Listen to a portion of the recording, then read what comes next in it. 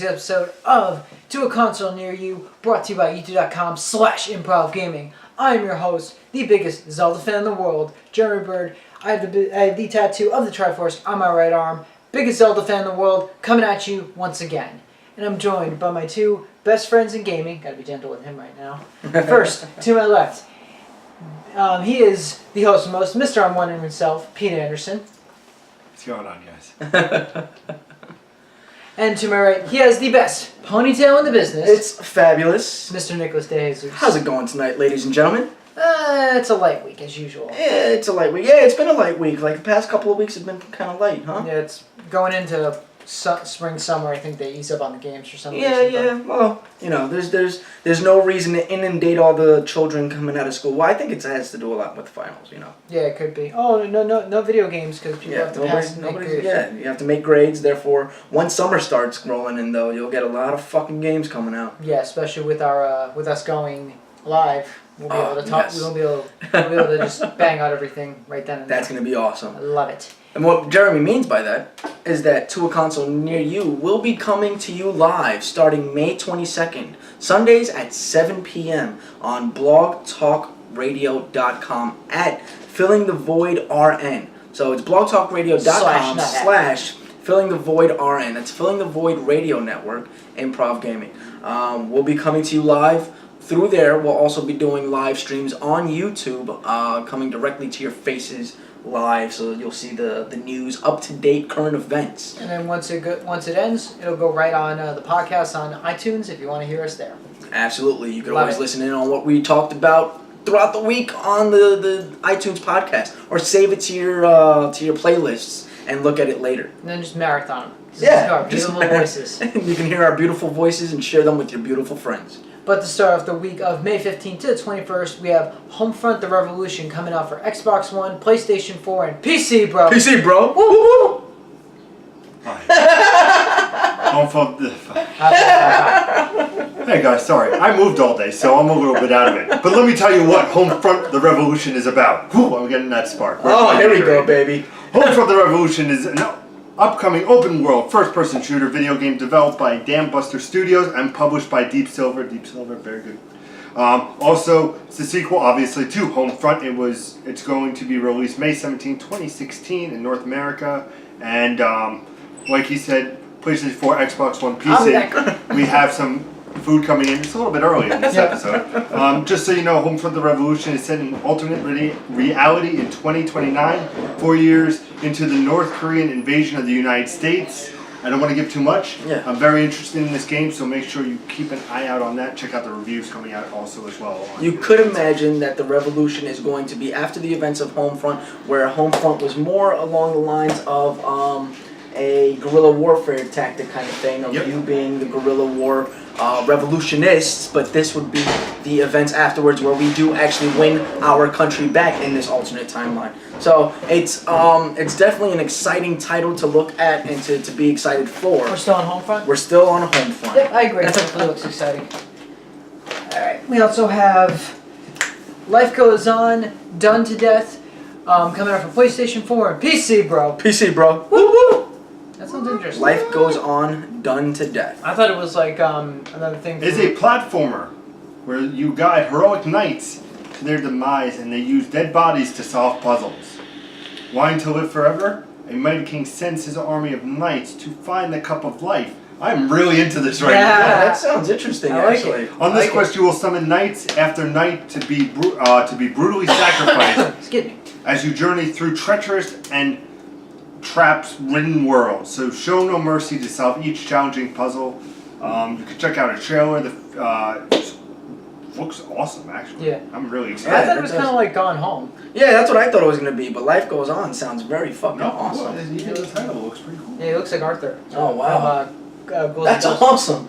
So basically, like, you have these little knights that you use as platforms, and you kill the knight, and then you use that person as a platform. It's lemmings in knight armor. There we go. Alright. Like it.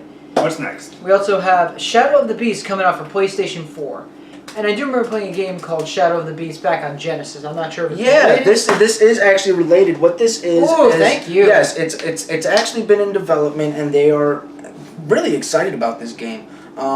It is a remake of that old Genesis game. Yes! It's got the same side-scrolling mentality to it. It's got that 2.5D aspect. So it's semi 3D, but it's on a 2D playing field. And it's basically a beast that's just going around ravaging the shit out of your enemies. I think it starts off with your caretaker holding you on a leash and he's following you around, and then eventually, like, the story progresses, you break free and you just start rampaging, and then I guess maybe the end of it is like the caretaker probably gets you back, or you turn to whatever human you were supposed to be, or something along those lines. Nice. I can imagine. But it does look very fucking good. They did do a very good job bringing this to the next gen. Yeah, I've got nothing to add to that. That sounds good. It's published by Sony. Yeah, there you go. Yeah. So it is a first party that's going straight to the PlayStation 4, so it's very nice. I mean, it's coming to no, it's not coming to PC. I'm sorry, it's just looking at the wrong title. And it's going straight to the PlayStation 4. It is going to be a first party kind of indie title thing that they're doing, and it's nice. It looks really good. I like it because I played the first two on Genesis, so I'm definitely gonna pick this one up. Yes, it is a remake of that classic game. I wasn't sure all day. I'm like, is it? Okay, we have Shadwin coming out for PlayStation 4 and PC, bro. PC, bro. Woo! SHADWEN. Make it easier on it. Wait, S-A what? SHADWN. WEN. Oh. This one letter? I'll tell you what this game's all about. It's a stealth action game, and it's soon making its way to PlayStation 4.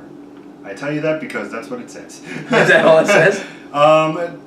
We're aiming for is a explosive stealth game where the only rule is to remain unseen at all times. If you get caught, it's game over. Ooh. Luckily, there is a bunch of gameplay mechanics that make it a lot of fun. For starters, time only moves when you're moving. Oh, nice. So you have ample time to plan your moves, even in midair. Second, you should make a mistake or wish to try some maneuver, a kill, for example, in a different way. You can instantly rewind time and try again. Nice. That's kind of like what was the game that did it? It wasn't Limbo. There was some game that did it. I can't. Prince of Persia. There was another game that did it. Counter Spy? No, it was an indie-esque title. That's gonna really piss me off.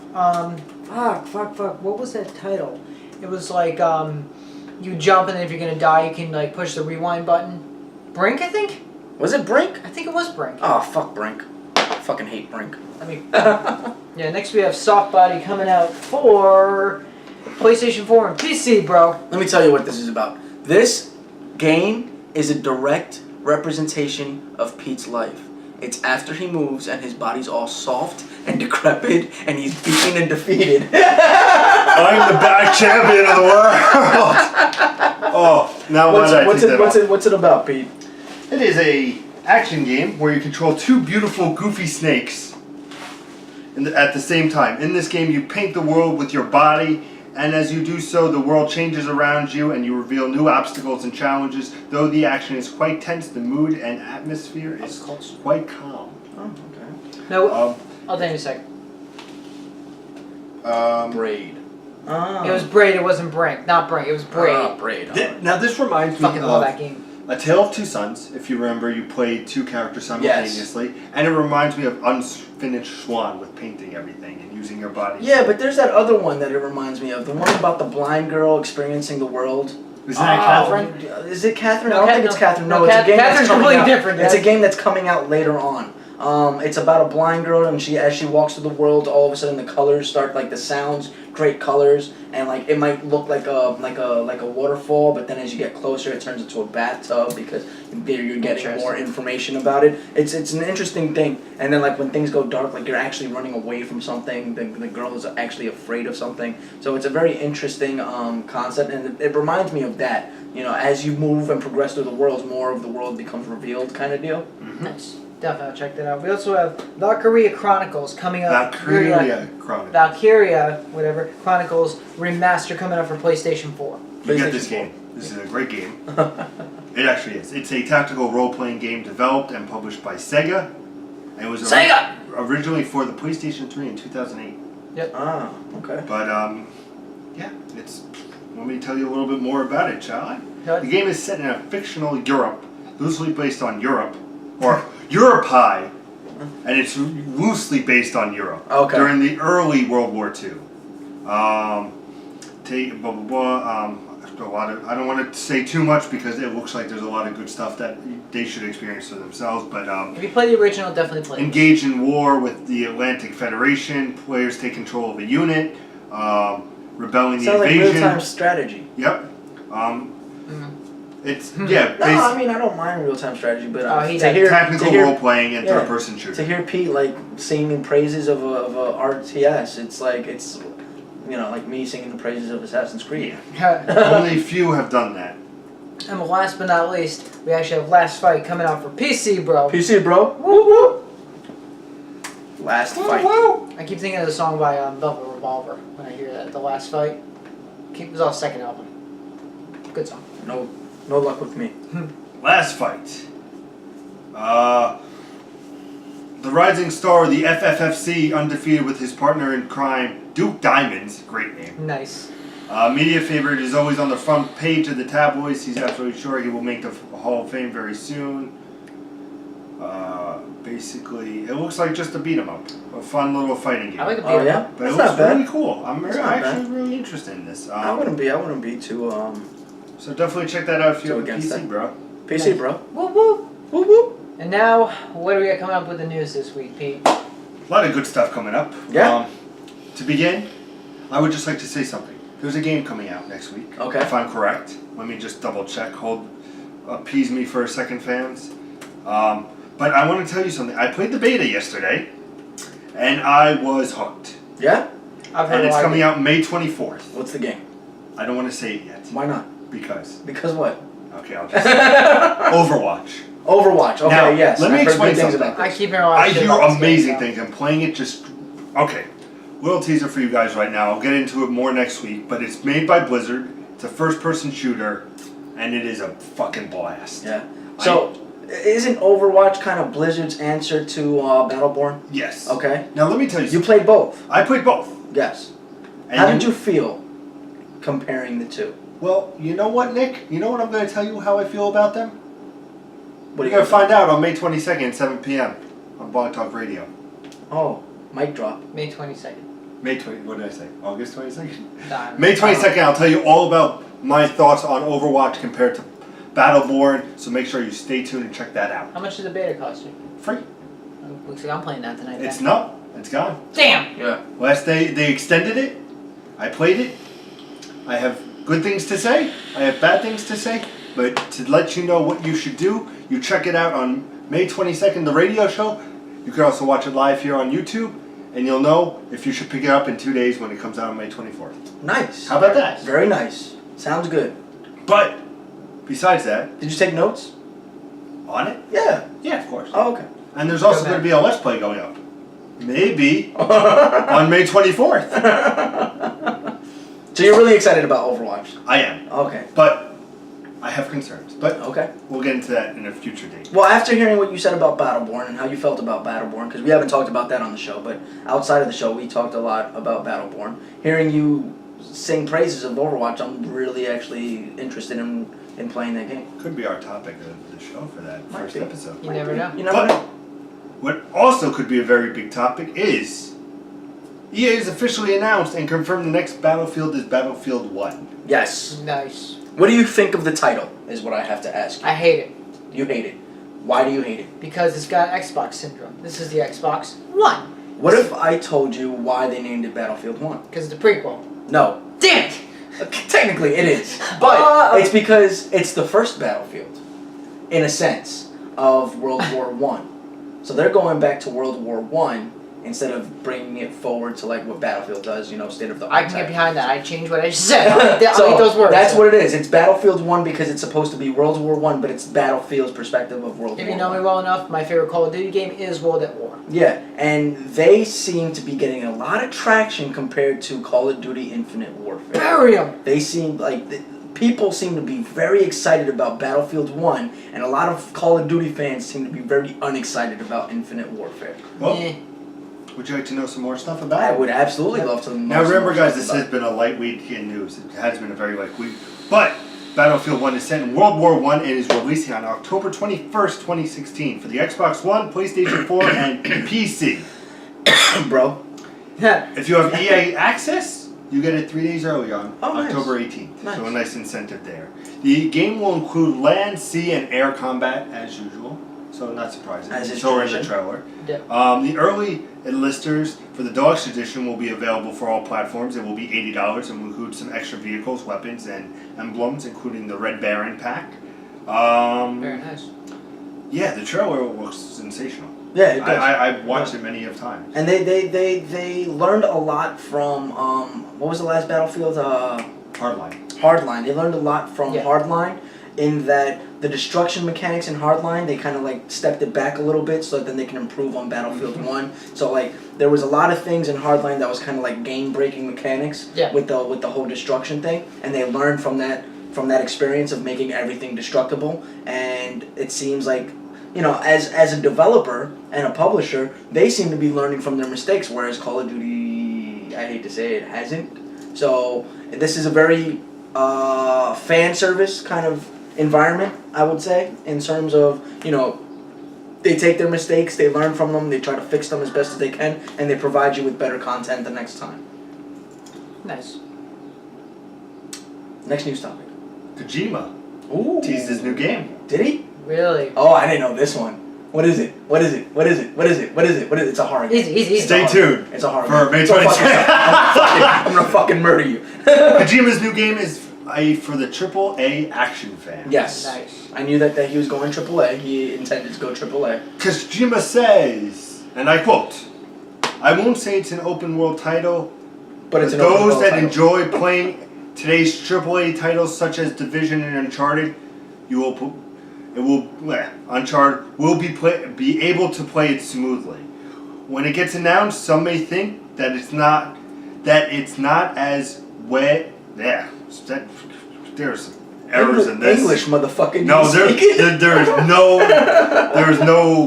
there's nothing here. When it gets announced, some may think that it's not as way out as they had expected. I swear to God, that's what it says. That's all why right. I get what he's saying. All right. But I'm sure they understand once they play it. The genre is action. Genre, not drama. What the fuck? No, I said genre.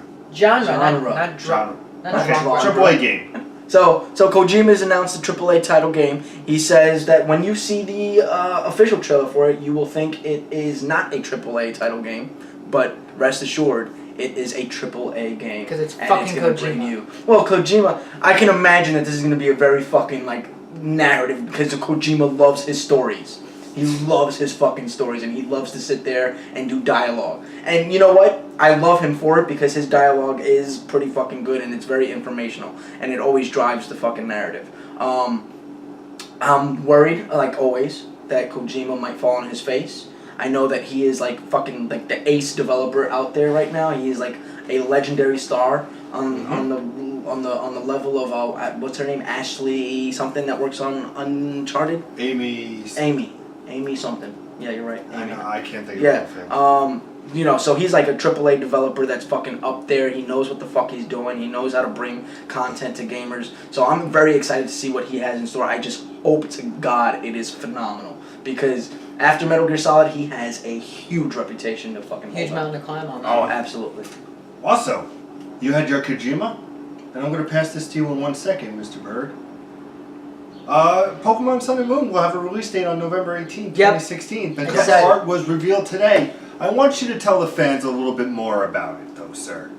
It's revealed the new ones. The new Pokemons are Rowlet, Litten, and Papalia, which are basically... Rowlet is an owl, and he's an owl. Everybody's fucking freaking out about this new owl. Yeah, because it's got a vagina on his face.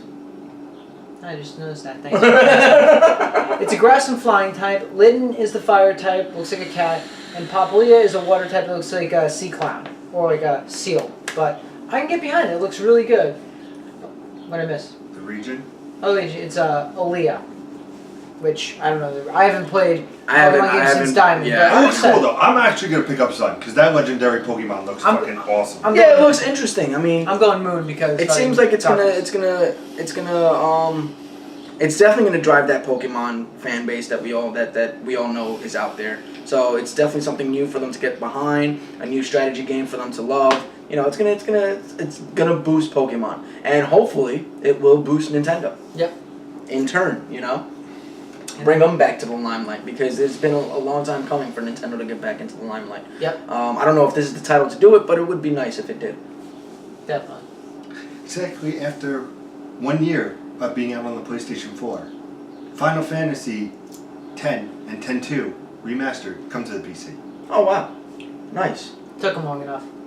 And the cool thing is, we'll have full Japanese audio in it. Oh, Nice. nice. Me likey.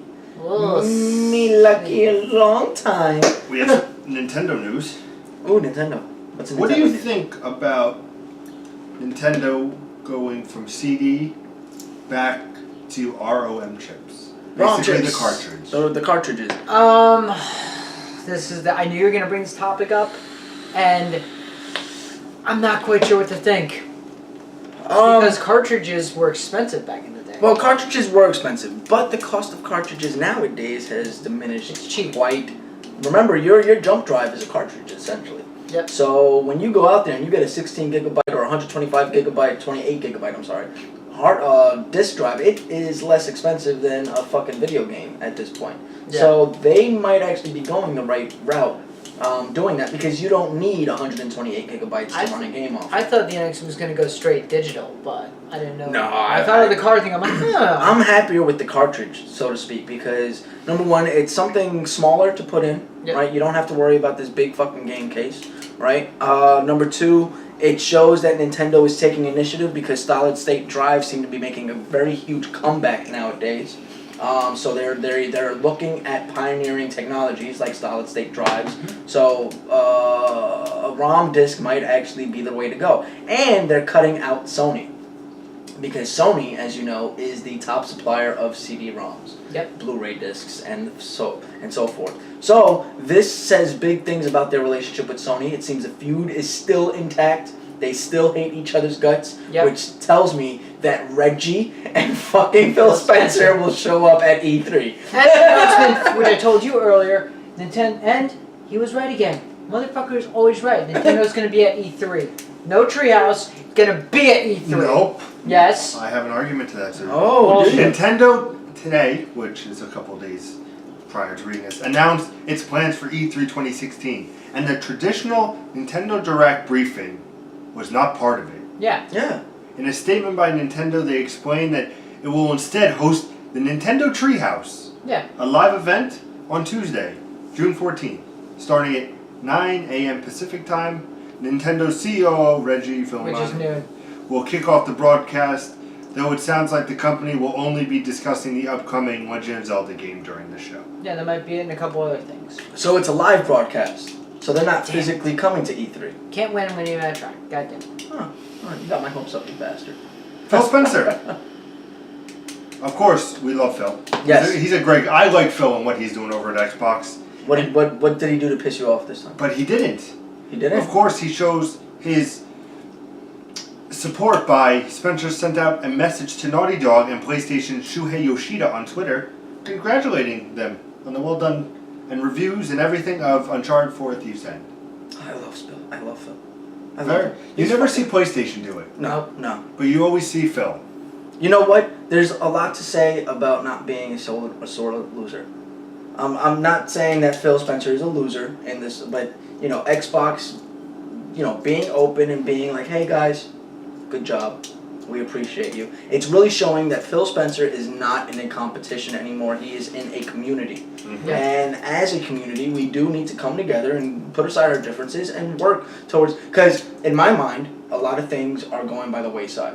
And if we work together as a community, things could get better for gaming as a whole, instead of the whole thing just kind of exploding from the inside and nobody knows what the fuck to do. I think Phil Spencer always has the right mindset when it comes. I like Phil Spencer. Yeah, of course. I agree. So yeah, how many copies sold throughout everything did you think Star Wars Battlefront did? 10. 15 million. Close, 14 million. Damn. 14 million. From November till about, what would we say, April, May? Yeah. Not bad, 5 months. Yeah, that's not a bad sale. I thought that Battlefront was actually on the decline, but seeing that they did 15 million copies, It's not a bad. 14. Why do you want I'm this sorry, 15? 14 million copies. Saying that they did 14 million copies, that's not a fucking bad deal for them. He likes odd numbers, doesn't he? Yeah, I don't like fucking even numbers. You square. Annex. Mass Effect Andromeda. Ooh. Its delay has been confirmed to 2017, but don't you worry. It will be at E3 this year. Of course it's going to be There at you E3. It has been confirmed. It's the only big thing that EA has lined up, isn't it? They have their Madden. They have their NHL. No, but They have their besides that. Titanfall 2. Okay, yeah, Titanfall 2, Their Mass Their new Effect. Star Wars. You know there's a Star Wars game coming There's out. got to be something There's coming up 4 for Rogue, developers Rogue working on One. Star Wars Yeah, games. there's got to be a Rogue One thing going on. Trying to think. And last but not least, really, the last big thing that I see is Witcher 3 Blood and Wine release date announced. Oh, okay, Ooh. that's the DLC, right? Or expansion. It will be released on May 31st. Pre-orders are open now. It's Gerald's final mission, Nice. containing more than 90 new quests and over 30 hours of brand new adventures. Ooh, sounds good. Wow. Sounds really I good. really wish my save did not get chewed up so I could have played these games. Maybe But should you don't want to go trade back it. into it, huh? There's no time. Yeah, there's What? no time to get back into Let me it. explain. Uncharted. Explain Well, it. no, you don't even have to explain anything because Wild Hunt is a very fucking in-depth game. So Yeah. all you gotta say is Wild Hunt, and we already understand that it's Yeah. a fucking Was in-depth. it my game of the year? I think I it made was. a game it of was. the I year. think you made a game of the year. Yeah, Mr. Oh, it's not. It's not. Yes, it is. I was very close because I was between that and Tomb Raider. Yeah, yeah. And I was real, but your decision was like the way that I've been talking about Wild Hunt. There's no way I could make Tomb Raider Game of the Year because of just the passion behind my voice. But a lot of good games are coming out. But that's really big on the news. But I think next week is when the radio show goes. Yep. I believe it is Yeah, next week. Today is it A week is from next today. week. Yes, it is. It is Yep. a week from today where you can see us live on YouTube or listen to us live on blogtalkradio.com/fillingthevoidrn. That's the Filling the Void Radio Network on blogtalk.com. You could also listen to us not live. It will be up on iTunes as well. It automatically goes over to iTunes, so you guys can check that out. And again, we'll be doing a live simulcast over to youtube.com where you can check us out live. And on top of that, be sure to check out our Patreon site, patreon.com/improvgaming, where you can check out some nice little goodies that we have set aside for our patrons. Yep. And if you stay tuned for the debut episode, you find all about Overwatch. Yes. And why Very, very nice. I'm excited, not so excited, maybe excited, shitty yet not so shitty Assassin's Creed franchise. But yeah, we also got an exciting week coming up. We have the highs and lows of publishers, which will be your episode on Monday. I'll be handling the transparency from the corporations. We'll get more into that. And Nick will be handling the highs and lows of consoles. Yes, this is an industry-related episode. Warning to all of our fans who love that we talk about video games. We are warning you. This is industry heavy, so we're going to be talking more about the business side of We are things. way overdue for this episode. We are, because you know what? We do talk about video games very often. We talk about what it's like to play video games, what our favorite things are in video games, Our Wisp what series. our Wisp series, and we talk about how much we hate each other because of certain topics in video games. But we never actually got to delve into, besides our E3 conversations and stuff like that, we never really got to delve into a lot of industry-related stuff. And I know that there are fans out there that are waiting for our take on the industry, so I think this is going to be a very exciting week. We will. Stay tuned for tomorrow's episode, which, like I said, is the highs and lows of the publishers. And as usual, guys, check us out on Patreon. And, game on. Game on.